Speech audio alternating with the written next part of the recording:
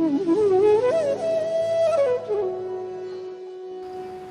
भी सवाल हमारे अंतर में पैदा होते हैं, ऐसा व्यक्ति मिलना मुश्किल है जिसके अंदर में कोई सवाल पैदा न होता। बच्चा जब से आंखें खोलता है, जब से उसके अंदर में समझ पैदा होती है, जब से वह बोलना प्रारंभ करता है, सोचना प्रारंभ करता है, तब से उसके हृदय में तरह तरह के सवाल पैदा होते हैं। जानना चाहता है, बहुत कुछ जानना चाहता है। इसलिए आपने देखा होगा अपने घरों में बच्चे जितने सवाल करते हैं उतना और कोई सवाल नहीं करता। और बच्चे जब सवाल करते हैं तब स्थितियां नहीं देखते, परिस्थितियां नहीं देखते, उनको केवल और केवल अपने सवाल से मतलब होता है। और प्रश्न ये भी है कि वो सवाल जितना करते हैं जानने के लिए, उससे ज़्यादा सवाल करते हैं अपनी और अपने माता पिता को आकृष्ट करने के लिए। क्योंकि बच्चा चाहता है कि माता पिता के चारों ओर उनके केंद्र में मैं ही रहूं, मुझसे अलग न हो। इसलिए बहुत बार ऐसा भी देखा जाता है कि जब बच्चा सवाल करता है तो सवाल करने के बाद जब पिता उसे जवाब देते हैं तो जवाब की उसे कोई परवाह नहीं होती, जवाब सुनता भी नहीं और वो आगे अपने नए सवालों को प्रस्तुत करना प्रारंभ कर देता है।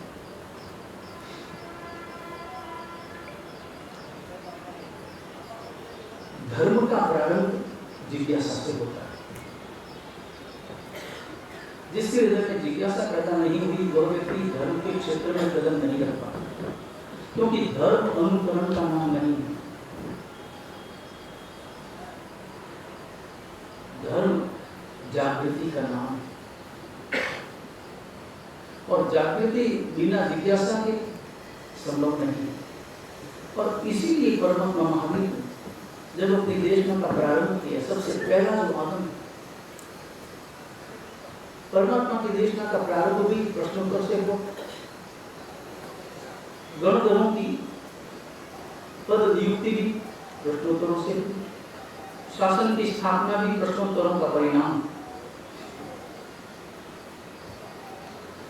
क्योंकि जो ही इंद्रभूति परमात्मा के शिष्य बने, सारे प्रश्न उत्तर करने के बाद उनके अंदर की जिज्ञासा देखना। हालांकि जब आए थे जब जिज्ञासा नहीं थी, आए थे तब प्रश्न था और शंका थी। तीसरे खंड में अभी प्रवेश हुआ था। तीसरा खंड जो महत्वपूर्ण है सवालों का। पहला सवाल प्रश्न।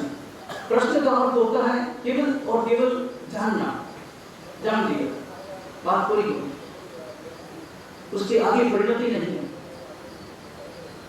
उसके बाद शंका। शंका हमारे पूर्वाग्रह का परिणाम है। शंका अपने आप में एक दूषण है। इसलिए जिन्होंने स्वाध्याय किया उन्हें पता है कि सम्यक्त्व के जो 5 दोष माने हैं उनमें पहला दोष शंका है। और जिसके हृदय में शंकाएं हैं, हालांकि हम वर्तमान में जिज्ञासा को भी शंका कहते हैं, प्रश्न को भी शंका कहते हैं, लेकिन शंका शब्द थोड़ा अलग है। इसलिए कभी भी अपने प्रश्नों को शंका न करें, अपने प्रश्नों को जिज्ञासा के क्षेत्र में ले जाएं। शंका शब्द का अर्थ होता है आपको जानकारी है, आपका अपना एक आग्रह है, उत्तर पहले से आपके हृदय में छिपा है, आपके मस्तिष्क में फिट है, और आप प्रश्न करते हैं इसलिए कि सामने वाले से भी वही उत्तर सुनना चाहते। और अगर वैसा उत्तर न मिला, उत्तर में अगर थोड़ा भेद हुआ,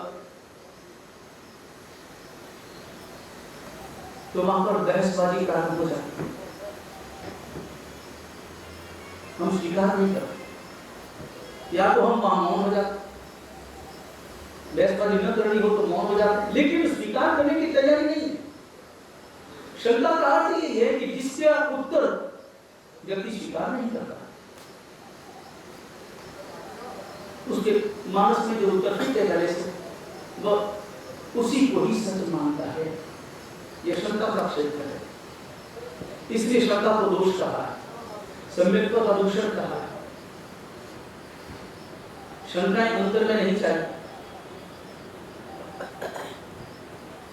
हो सकता है कि हम समझ न पाए, क्योंकि हमारी बुद्धि छोटी है, हमारे पास वो ज्ञान नहीं है कि हम सब कुछ समझ पाए, हमारे पास वो आंखें नहीं है कि दीवार के उस पार हम देख पाए, हमारे पास में वो बुद्धि नहीं है कि तीर्थंकर परमात्मा के वचनों को हम अपनी बुद्धि से नाप सकें।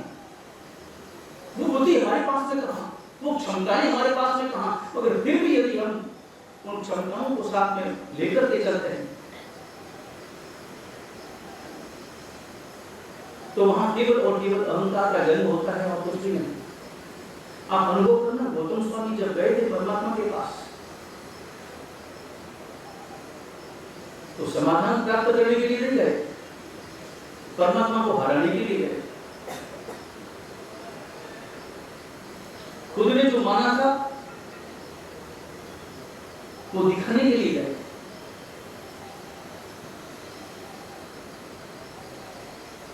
लेकिन वहां जाने के बाद में उनकी जो शंकाएं थी वो जिज्ञासा में बदल गई, मिथ्या को सौम्यत्व में बदल गया। ये रूपांतरण,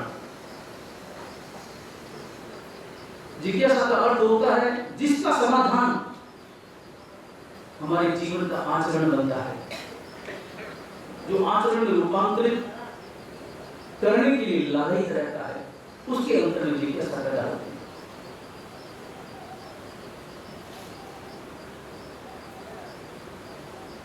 हमारे अंतर में जिज्ञासा चाहिए।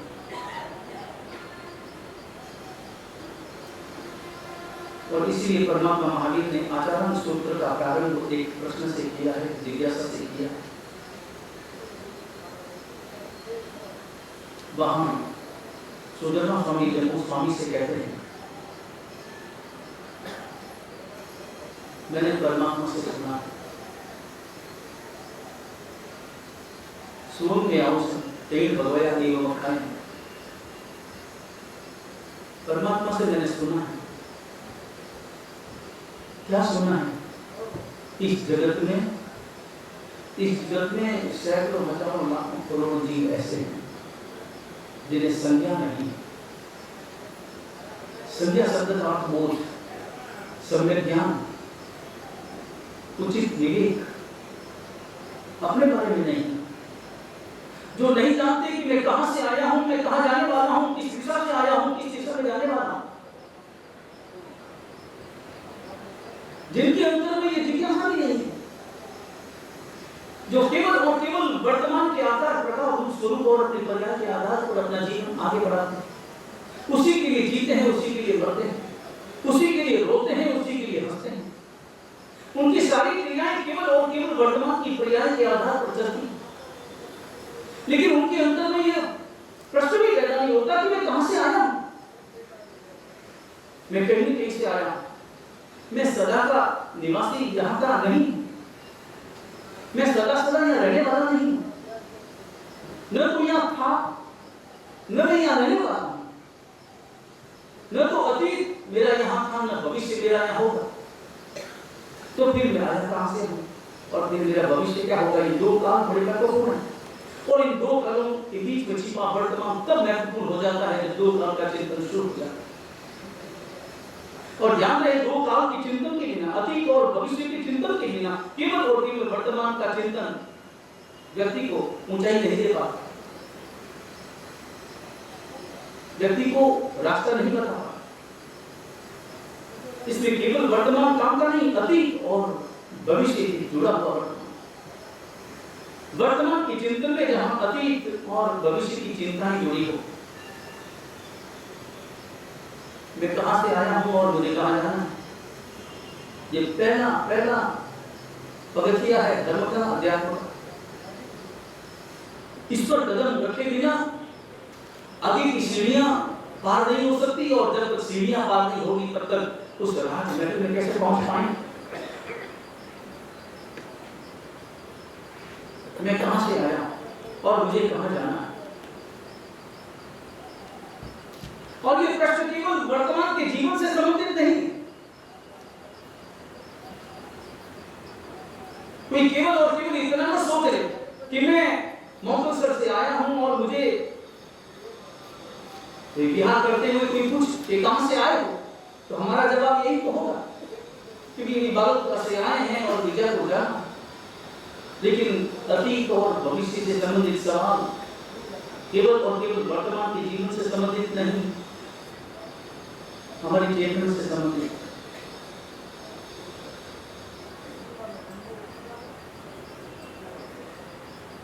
और इन दोनों सवालों में कहां से आया हूं इसकी जानकारी में परमात्मा महावीर के आगमों के आधार पर अनुसार उनकी वाणी में मैं प्राप्त कर सकता हूं, मगर कहां जाना है इसका निर्णय तो मुझे करना है, उसमें पुरुषार्थ छिपा है। और इसीलिए हमारा जो वर्तमान है वो हमेशा भविष्य लक्ष्य होना चाहिए। अपने वर्तमान को भविष्य लक्ष्य बनाओ। संसार के क्षेत्र में तो हम ऐसे ही जीते हैं। संसार के क्षेत्र में जब हम आगे चलते हैं तो आगे देख करके चलते हैं, जहां जाना है उसी दिशा में हम अपने कदम आगे रखते हैं। ये तय पहले आगे देखते कि वहां जाना फिर उस दिशा में चलते हैं। चलना वर्तमान है और आगे की मंजिल का निर्धारण करना वो हमारा भविष्य है। तो मुझे मेरे भविष्य का निर्माण करना है। मेरा भविष्य कैसा है?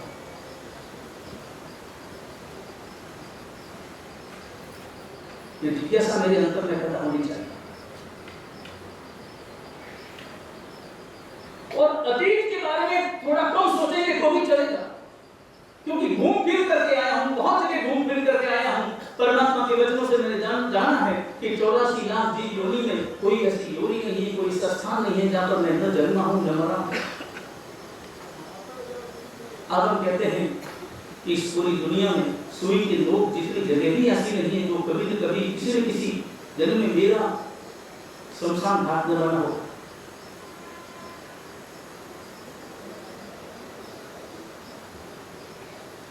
अब अपने भविष्य के लिए जागरूक हो जाओ। और जिसका भविष्य तुम्हारे हाथ में है उसी के लिए जागरूक होना। जिसका भविष्य अपने हाथों में नहीं है, कुछ कर नहीं सकते, उसके लिए जागरूक होने का कोई अर्थ भी नहीं। हालांकि जागरूक हम उसी के लिए। शरीर का भविष्य मेरे हाथ में नहीं,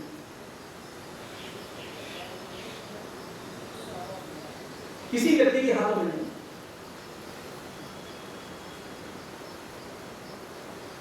समय के अनुसार काल के प्रभाव से शरीर अपना काम करेगा। शरीर के पर्याय में जो लगातार परिवर्तन हो रहा है होगा।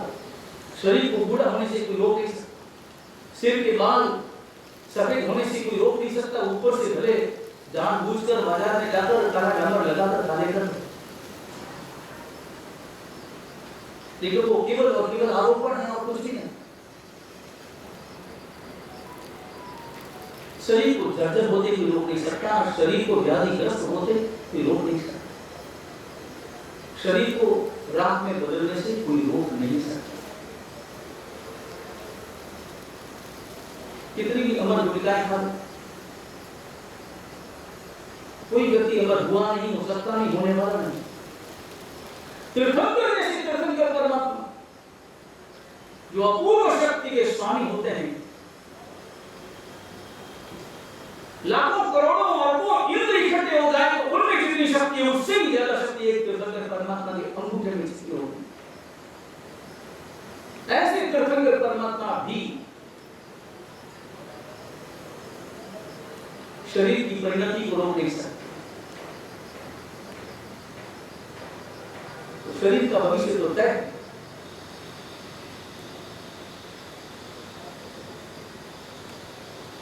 हमें स्वयं अपनी आत्मा के भविष्य का निर्धारण करना है। ये बोध, ये प्रश्न मेरे अंतर में पल प्रतिपल पैदा होना चाहिए, हर पल उठना चाहिए। मेरा भविष्य क्या?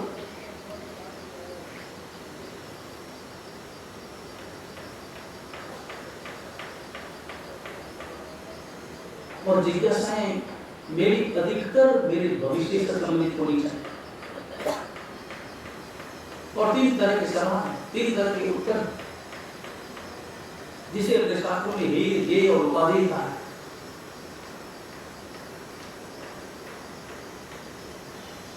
इसमें अधिकतर हमारा रस गेय के संबंध में होता है, मगर हे और उपाधि के संबंध में रस बड़ा कम होता है।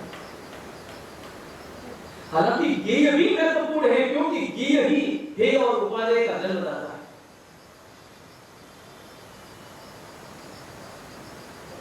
गेय से ही हमारे अंदर में रुचि पैदा हो, लेकिन गेय का परिणाम हे और उपाधि के रूप में हमारे जीवन में उपस्थित करना चाहिए। गेय का अर्थ होता है जानना, मगर जानने के बाद रुकना नहीं है।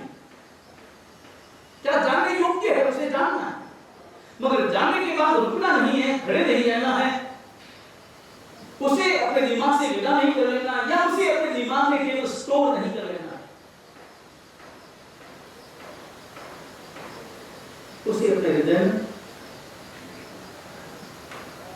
आगे बढ़ाना। थोड़ा सा अंतर है, जो बात दिमाग में है वो दिमाग तक सीमित रहती है, और जो बात हृदय में है वो आचरण में आती है। मस्तिष्क और हृदय का यह अंतर है। जो बात हृदय को लगती है, इसलिए कभी भी आप देखना, जब परिवर्तन आता है किसी भी व्यक्ति के जीवन में,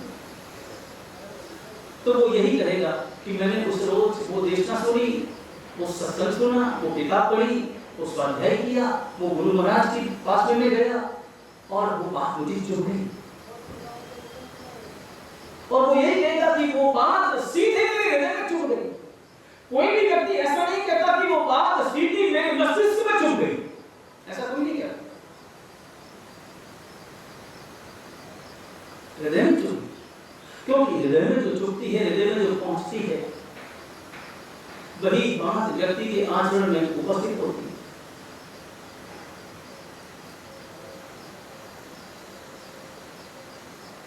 इसलिए गेय अर्थात जानने योग्य क्या है, तो जानने योग्य जो है उसे अच्छी तरह से जानो, सम्यक रूप से जानो, और जानने योग्य इस जगत में केवल और केवल दो ही तत्व हैं।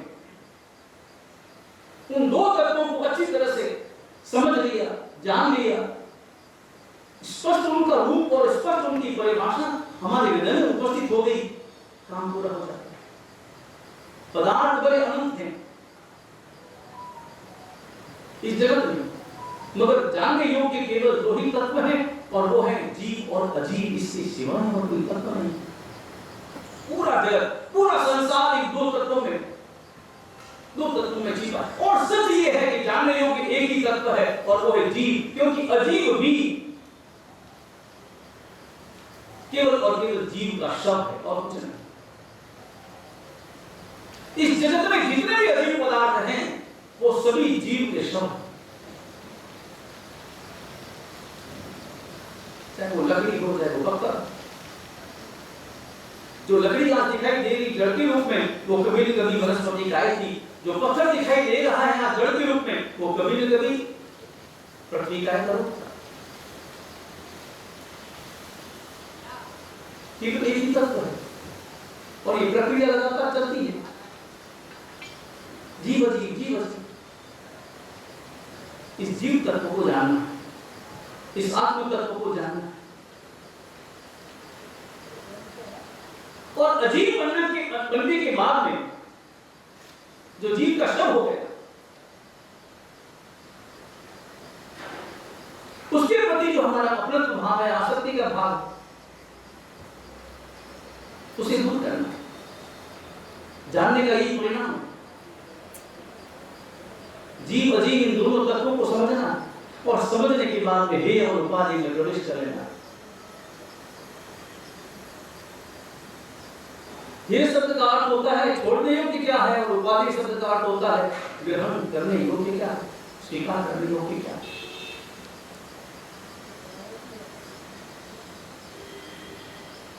लेकिन केवल छोड़ने योग्य क्या है और केवल ग्रहण करने योग्य क्या है, इस प्रश्न को डायरेक्ट अगर पूछा जाएगा तो समझ में नहीं आएगा। सबसे पहले ये अपने अंतर में सोच उपस्थित होनी जरूरी है कि मैं किस दृष्टि से पूछ रहा हूं।